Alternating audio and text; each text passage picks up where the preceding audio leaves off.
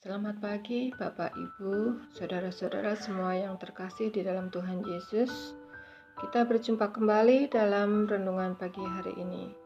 Tapi sebelumnya marilah kita renungkan firman Tuhan yang diambil dari 2 Timotius 3 ayat 13 dan 14. Sedangkan orang jahat dan penipu akan bertambah jahat. Mereka menyesatkan dan disesatkan. Tetapi hendaklah engkau tetap berpegang pada kebenaran yang telah engkau terima dan telah engkau yakini, dengan selalu mengingat orang yang telah mengajarkan kepadamu.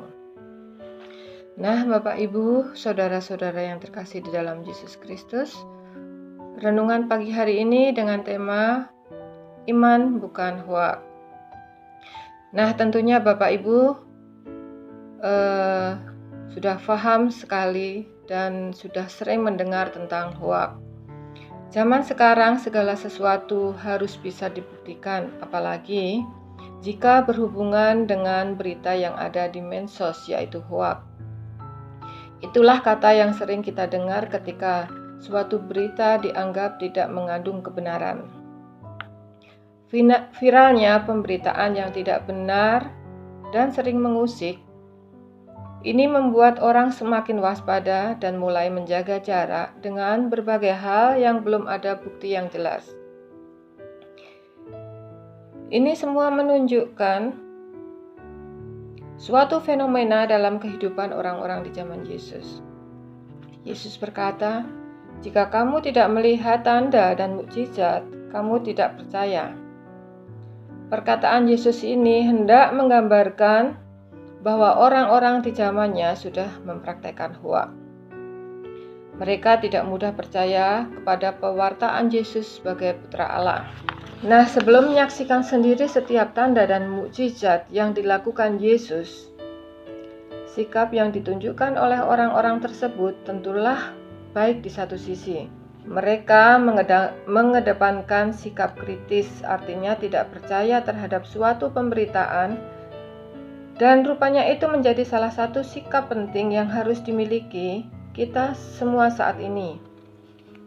Jangan mudah percaya apapun itu yang ada di medsos. Akan tetapi dalam hidup keberimanan tentulah sikap tersebut tidaklah cocok. Salah satu keutamaan sebagai orang beriman adalah sikap percaya. Sikap percaya menjadi fondasi bangunan keberimanan kita semua.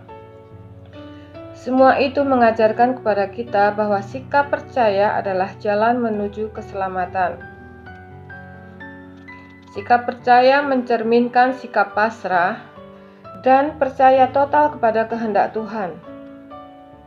Sikap inilah yang persis ditunjukkan oleh pengawal istana. Pertama, dia datang dengan kepasrahannya. Datang kepada Yesus dan memohon supaya anaknya yang sakit disembuhkan.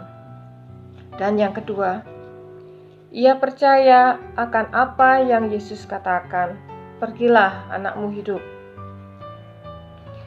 Dua sikap inilah yang dituntut dalam hidup keberimanan seseorang.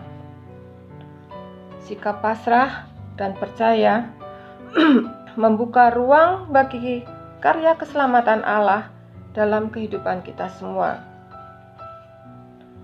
Sikap ragu dan tidak percaya hanya akan membawa kita pada keputusasaan.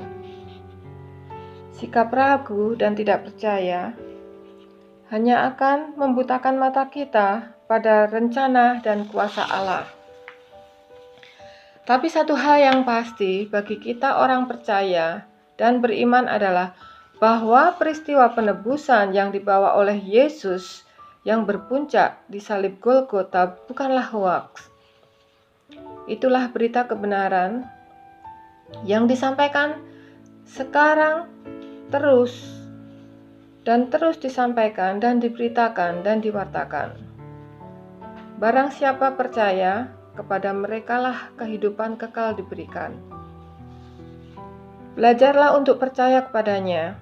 Walaupun kita tidak melihat langsung tanda dan mukjizat yang dilakukan oleh Tuhan Yesus.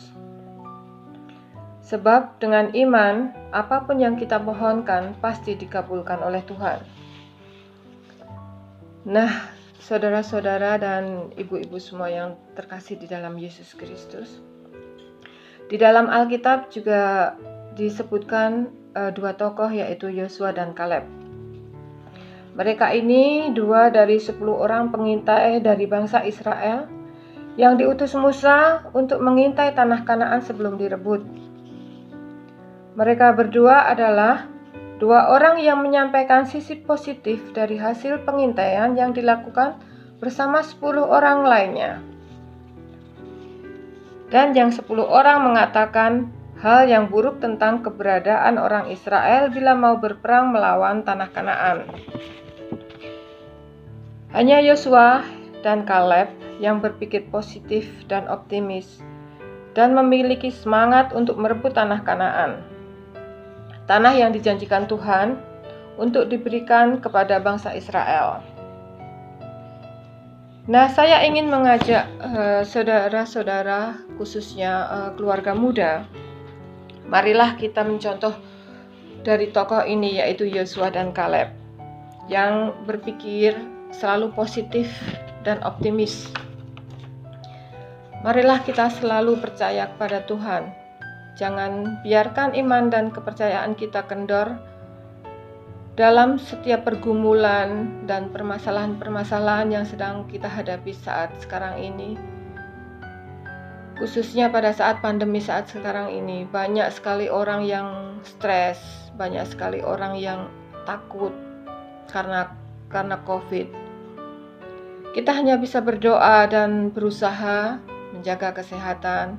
Kita memohon kepada Tuhan supaya kita diberi pengampunan dan kita dihindarkan dari segala COVID-19 ini.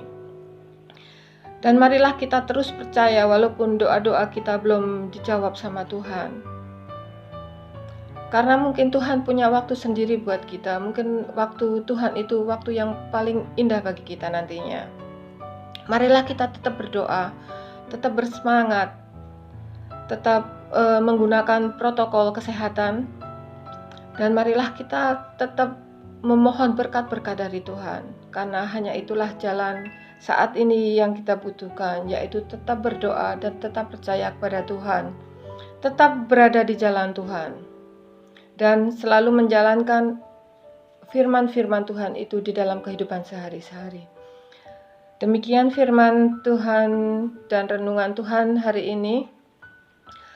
Selamat beraktivitas dan Tuhan Yesus memberkati.